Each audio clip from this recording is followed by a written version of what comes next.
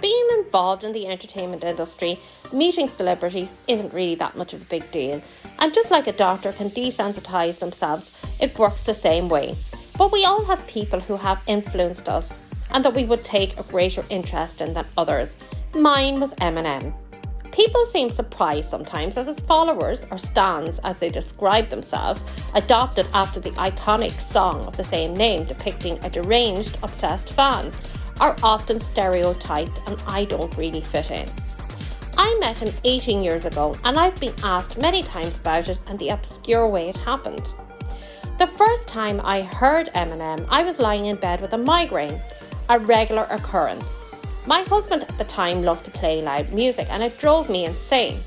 But this one night he was playing the Eminem show. As the words flowed, I became amused and intrigued at the content and genius of it.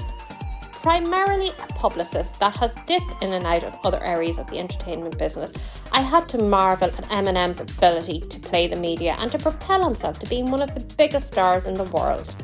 I wanted to know more. I was astounded at how he had very little education, was a little older than most breakthrough artists, he was the same age as I was, and his mother had Munchausen's. He was going through a phase of anger at the world. We had so many similarities.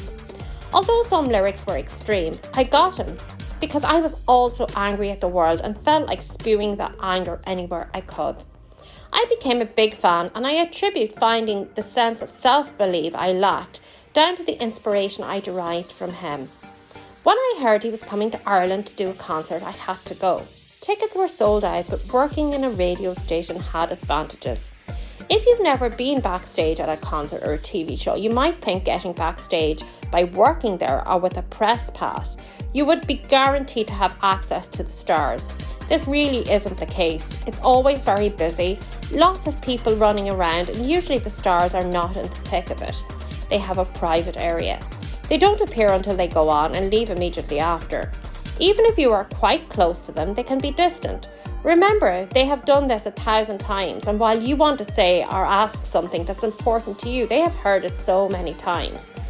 I wasn't expecting to meet Eminem at the concert, but if I did, I wanted to have something interesting and unique to ask or say. Well, as it happened, my aunt died a couple of days before the concert, and as her funeral was on the day of the concert, my family obligations made it seem like I wouldn't be able to go. I lived in the middle of the country in Kildare, not too far from where the concert was happening, in Punchestown.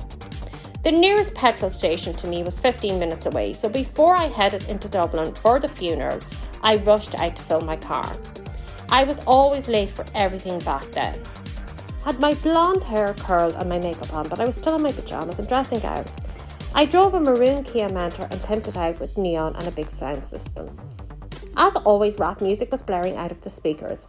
I pulled into the service station, left the music on, which was something from the Eminem show, and I got out. Just then, a stretch limo also pulled in parallel to my car. Not that unusual in June, which is wedding season. Anyway, as I'm filling up, I hear hollering, which is not something you hear in a rural area that often. It must have been the loud music that attracted them. I looked over and saw that it was members of D12.